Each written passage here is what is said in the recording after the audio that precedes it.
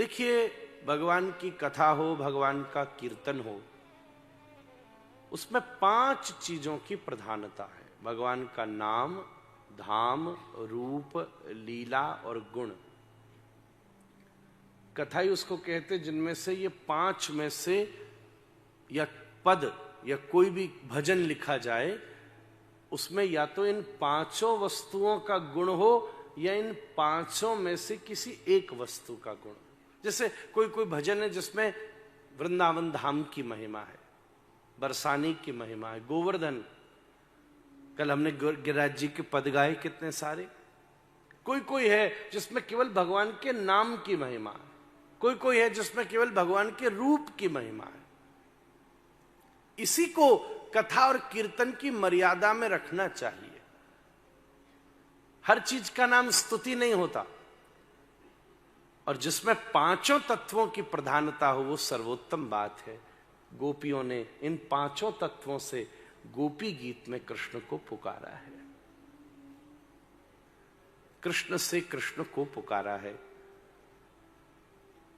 जब गोपियां 19वें श्लोक में चुप हो गईं, रोने लगी, पहली आंसू की बूंद धरती पर गिरी ही थी कि पीतांबर पलट करके कृष्ण प्रकट हो गए।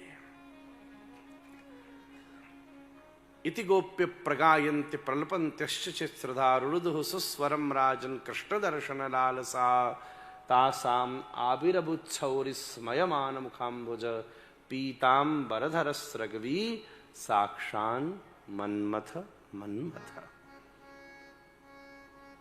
गोपी और गोविंद के बीच में सुंदर संवाद हुआ।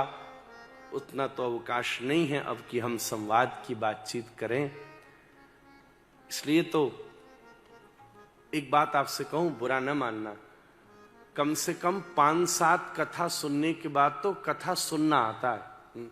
सही बात तो यही है। कहां हम सब कुछ कह सकेंगे, पर कोई बात नहीं। हमारे अग्रवाल डायमंड परिवार वाले बार बार कह रहे हैं महाराज जी फिर होगी फिर होगी फिर होगी।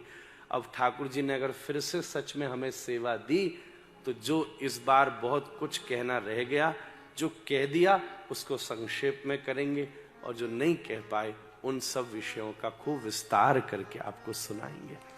आगे तो ठाकुर जी की मर्जी। अपन तो 99% ही प्लान कर सकते हैं, 100 तो केवल कृष्ण ही करते। जब 100 कर देते तो एक के बाद सब 0, फिर अपन 0 पे तो ठाकुर जी करवे वाले।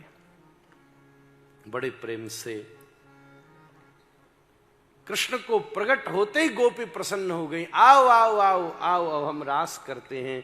पादन्यासैर भुज विद्युत्वी सस्मृतैर भ्रूविलासै भज्जन मध्यै चलकुटपटै कुंडलै गंडलोलै सुद्यन मुख्य कबर रसना ग्रंथय कृष्णबद्धो गायन्त्यस्तम तड़ित इवता मेघ चक्रे विरेजु।